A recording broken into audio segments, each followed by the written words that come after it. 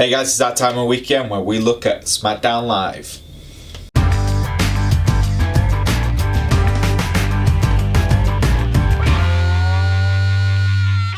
So we started this week's episode of SmackDown Live like it seems like we start every single episode nearly with Sami Zayn and Kevin Owens cutting the same promo. Shane O'Mac has a vendetta against us. We're the victims. We've done nothing wrong. We're just trying to prove to people we're the best. And to be honest, these guys are good at cutting the promos. They are fun to listen to. But the problem is when you've heard this promo about 6 million times, you kind of go, ugh. And it's not them. It definitely didn't help with the crowd. I think the crowd wasn't really into it. I think Dave kind of like, oh yeah, we've heard this one before. But yeah. The highlight for me was Randy Orton, RKO, out of nowhere, onto Kevin Owens. Brilliant. Shane O'Mac pretty much goes, by the way, Sami, you're getting a match tonight. So that picked up that promo, definitely did its cause. And it made you excited for the main event itself.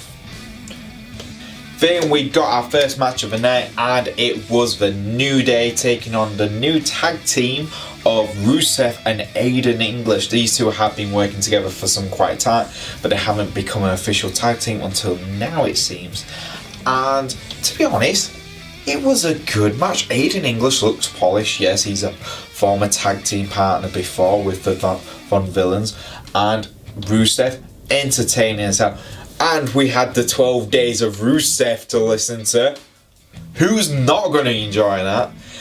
So, and I'm definitely going to get myself one of those Rusev Day t-shirts because damn, that's a good shirt. But it was an absolute brilliant. It was a good match. It was fun. It was exciting, and we had a swerve. Aiden English and Rusev got the win, and because they got the win over the New Day, they've been added into the tag team title match at Clash of Champions. Yes, Fatal 4-Way. Now we have Chad Gable and Shelton Benjamin versus the Usos versus the New Day versus the new team of Rusev and Aiden English. I'm not going to complain. Good win for them. It was a surprise, and that's what you want sometimes. You want it to be a surprise. So good on you, WWE. Good on you. And then our next match of the night was Bobby Roode taking on Baron Corbin on a one-on-one match. Now it's already been announced during the weekend that Baron Corbin, Bobby Roode, and Dolph Ziggler will be taking each other on for the United States Championship. So a triple threat match. I'm looking forward to this, I'm not going to lie. But before the match even started, we had a backstage segment with Bobby Roode, Baron Corbin talking about, is it fair that Dolph Ziggler has just been entered into this match for no other reason? Dolph walks in and goes, because I'm that damn good, I've been added to the championship. And I'm not going to lie, I'm enjoying this. This Dolph Ziggler with attitude is a lot better than the Dolph Ziggler of I don't care about entrances and gimmicks kind of stuff. The absolute attitude of knowing I'm the goddamn best in the world and I should be in these title matches. And I agree, I like this Dolph Ziggler version better. And the match itself was actually well done. Again, there was a few mistakes. Baron Corbin, I'm looking at you. But Bobby Roode, Baron Corbin played it off great, and then obviously you had Dolph Ziggler on the commentating team, and what does he do? Gets involved, zigzags on Bobby Roode. Bobby Roode wins by DQ, so Bobby Roode, gets the win, and he zigzags on Baron Corbin as well, and he walks out. That's, again, I like that this is the Dolph Ziggler we're finally getting. Absolute attitude, I'm the best in the world. I can agree with that. I like this, and I'm looking forward to this match at Clash of Champions. Then we got the Bludgeon Brothers taking on some local talent. Not gonna lie, it was just pretty much a squash match. Bludgeon Brothers won in like 10 seconds. Really wasn't that long, and yeah, that's it. Pretty much, all I'm gonna say is I'm waiting for that sweet merch from the Bludgeon Brothers to come out, because damn, I bet it's going to be awesome. And 2, they have the best entrance in the WWE right now. It is so metal. I love it. So good on them. I love it. But yeah, it's a local. It's beating up jobbers. They won. There you go. Then we had a match with Charlotte taking on Tamina. Now this was not the greatest match, not gonna lie. Charlotte can only do so much, and Tamina, yes, she has rapidly improved since she's joined SmackDown, but she's still for me one of the weaker women on the SmackDown roster. But again, the match itself was fine. Tamina looked quite strong, but when it came to the end, Charlotte tries to lock in the figure 8 and Tamina taps out before it even fully locks in. It's a bit of a disappointing on that. She's meant to be the muscle in the women's division and she taps out that easily. Makes it look a little worse than it should be. Then afterwards we had Natalya talking, because we had Natalya, Lana and Carmella outside the ring during the match. And Natalya just saying, look, we're going to have a lumberjack match at Clash of Champions with Carmella, Lana, Tamina, Naomi and the Riott Squad outside the ring, and you're gonna have to put your head and watch where you're going, and I will get my title back. Then the Riott Squad came out. Pretty much they've been facing off with the remaining women on the SmackDown roster for most of the night. They kind of I think it's Sarah Logan starts a fight with Tamina. Actually, no, I take that back. Tamina started the fight. Sarah Logan, then they both all get split off, and Charlotte just walks back up stage holding the women's title. That's pretty cool. And Natalya looks absolutely annoyed with every woman. But there you go.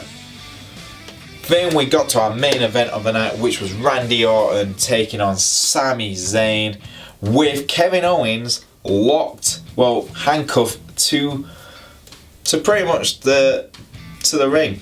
And that was quite interesting. It was a very stupid gimmick for most of the match. But Randy Orton and Sami, you could, at the start of the match, we had Sami Zayn and Kevin Owens arguing with Daniel Bryan, like, we can't do this, this is crap, you can't just handcuff me to the ring.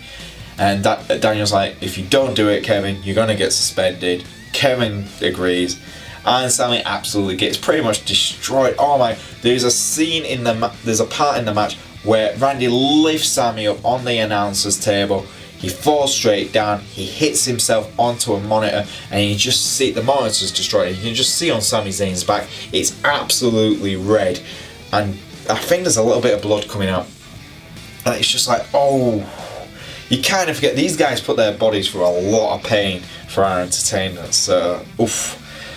But Randy Orton literally beats the crap out of Sami Zayn. Kevin Owens gets out of the handcuffs because somehow they left some pliers so he could get out. So, how did they get there? He gets out.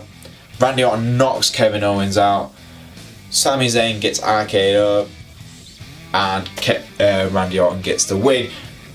KO's not happy with that result, starts attacking Randy, so does Sami Zayn. Boom. Shinsuke Nakamura comes out to help him. They pretty much destroy Kevin Owens and Sami Zayn, and this is also what we also joined at the start of the night. We also got announced that Kevin Owens and Sami Zayn will take on Randy Orton and a partner of his choice. Because of this, Randy Orton's Nakamura pretty much destroy Kevin Owens and Sami Zayn.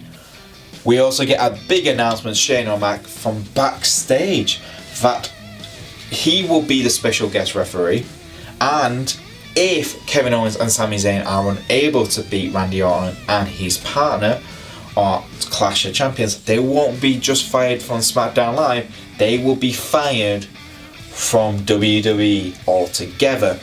Now, this is quite interesting because the camera watches Daniel Bryan longer. So Shane O'Mac walks away and it's just focusing on Daniel Bryan. Now, could we be possibly seeing Daniel Bryan turning? Could he turn on Shane O'Mac? Like, actually, Sami and Kevin have a point. He does have a vendetta against him. Even Daniel says, there you go, Shane. that's the end of her punishment, right? And he goes, no, it's just the start. And there you go, guys. That was SmackDown Live for this week. It was pretty mediocre, I'm not gonna lie. I think Raw definitely had the better show again this week. But SmackDown Live was still quite entertaining. And I won't lie, I like all the matches they have announced for Clash of Champions. It's very exciting. I like the stipulations they've added to each one. It actually feels like, ooh, each match is a unique match. I think the only match we're going to have, which is technically a traditional one-on-one match, is going to be the AJ Styles and Jinder Mahal match, which could be interesting. But for me, the downfall for the night was that, one, we did not have our WWE champion.